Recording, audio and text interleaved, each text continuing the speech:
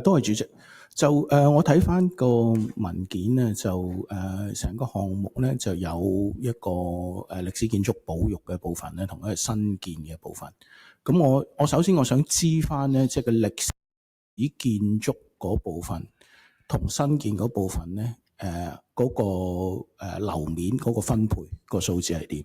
第二咧就係個相關咧，喺個建築工程同埋呢個屋宇裝備工程就住嗰兩部分嚟講，嗰個分配係點？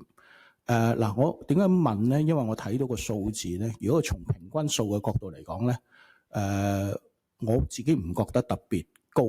但係調翻轉頭，因為要做個歷史建築，雖然我睇到文件上邊你哋講話咧有一啲勘測工程做，但係以往我有限嘅經驗咧，其實做歷史建築嘅時候咧，除非個勘測真係好特殊、好特殊，做到好深入，如果唔係初步勘測咧，好多時都未必能夠完全睇到個問題。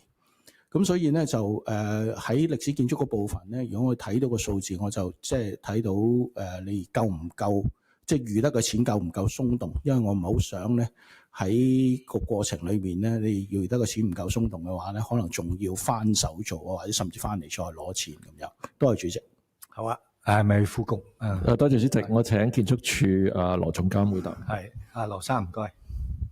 就住議員嘅提問咧，或者我答一答翻嗰個建築樓面面積個分佈先啦。改建軍營第58座嘅建築樓面面積咧，大概係2230個平方米。而新翼大樓嘅建築樓面面積咧，大概係1320個平方米。咁另外有70平方米係涉及到一個苗圃重置嘅。咁如果睇翻喺個建築費用方面咧，咁按夫婦當日價格去計咧，咁成個建築費用就1億6700萬到啦。咁改建軍營部分咧就大概係9600萬，新建嘅部分咧大概係6650萬。咁剩翻嗰啲咧就係都係苗圃重置咁樣。咁至於頭先議員問到就係關於個軍營結構嘅狀況問題，或者我都可以解釋一下嘅。其實第58座軍營咧，其實不嬲咧都係康文署用緊嚟做一個博物館儲存室。咁其實佢哋都係24小時開住冷氣，個狀況咧係其實唔差嘅。咁康文署亦都一直咧有留意個建築物嘅狀況啦，亦都有同我哋建築署嘅物業事務分處咧，有做一個好緊密嘅溝通，去做一啲適時嘅維護同埋保養嘅。咁同埋其實頭先都所講啦，就係我哋喺前期咧都有委聘到一啲顧問咧，就大樓嘅狀況咧進行過一啲樓宇嘅狀況監測啦、勘測啦，同埋一啲結構測量嘅調查。咁我哋都發現咧，成個樓宇嘅結構咧係唔錯嘅。咁我哋自己嘅工程師咧都有落過去親自去睇過，亦都發覺個結構咧係尚可嘅。所以咧咁由於今次個項目嘅改動，即係個結構改動咧，其實係相對有限嘅。咁所以唔會話有好多錢要用喺一個結構加固工程裡面嘅。好，唔該晒。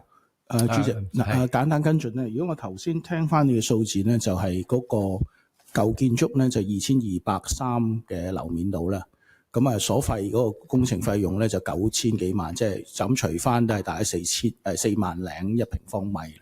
嗱，呢個數字咧就講真，睇以往咧起新嘢咧，好多時都超過呢個數字嘅。依家睇你起新嗰部分，其實都超過呢個數字嘅。